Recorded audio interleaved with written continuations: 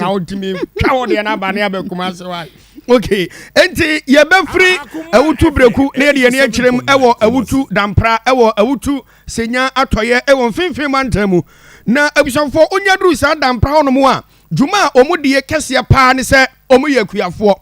se fo na tosode enu ahu adwuma na omoye he duodua cabbage dua duodua mokodua duodua ntos wodua anafo bi onusu dua ye fense nya ado anyina no wonum dua o ene no so bia nim se nsuo ena wobetime de egugu so a wobebo supre ni ade nyina wobebo na dro ni nyina nsuo na abetime de ayo eno om se wode bra Facebook page so na bra ba hwade om se nsuo a eda hono mo a omode de om dwuma nyina no ene nsuo eda ho ya ewo ye Facebook page so sei ena kromofo kra se so mo pipe kra sei anase nsuo ho ye den a eno ana wo mo se bie na tese om akwa akonom nanso om se om nka bi hyemu na nsem heye no om tense yase channel for ye omane nketengete nkofu ye omwe mponkyerani bebrebe oma babie rubber company bi ewo mantem wono mo enti omye rubber no adwuma wi a rubber no fi na anya no no mo biatum obanse mo biatum nsu a ba bia nsuo no wono a wo mo de wo mo dwuma no wono mo pepepe nsuo no mo enti nsuo fita na ese de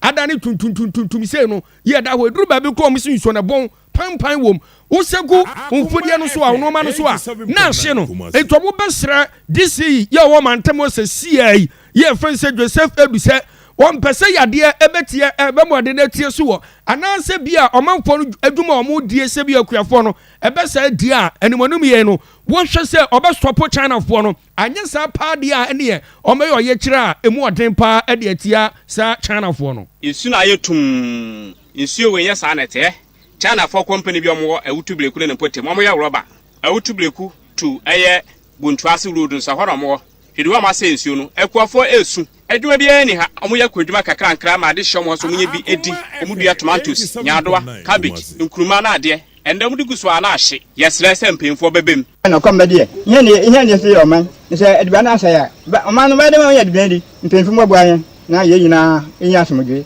ya chandiwo na adito dai na a friends ni dai say green srade bi guadu nta na ahye amo na wodi yim nti wo hwe no ntu anama mfa maye se ne be ya ye be ya asomdwe mo se ne nyese wo mo se ne kwa enam awum kwa po nam nyina ewu ukodam kasini ma ukodu a ebe ya roho nyame nyina sei nsu nyina sei ye twi nso kuampo a yesoro se ye betwi nso aguniama ne so nti nyama no yentimi ye adwuma no nso asase da ho a se ye nso na e di water de nyina ya polluting a bibia obedwa na de na ewu bibia obedwa na ewu asan tumi dua bibia asisi nti na e ha he pa yeso ho na ye didi wo mi otu fansi nyama po eno kra na e ha ye no edu gases so ni bibia ha na mo be sanso ha na wo so be sinyama wo nse asisa ayedin amo enu memo aye dene e de amomo oye yaw emu oya ensu pa na ifita no ena ese de adane tuntuntuntuntum omu segu cabbage no so a na hye omu segu moko no so a na hye aba ne se no omu nwuma na e ba besai e de kom na e ba wa hwe yensu a na asan e de yade e de adware wo mo assemblyman a owo mantemo eye nana kobina ahe nana se na omanfo ka na wate anamon ben ena watu afa ho me manfo omo ya sanse so no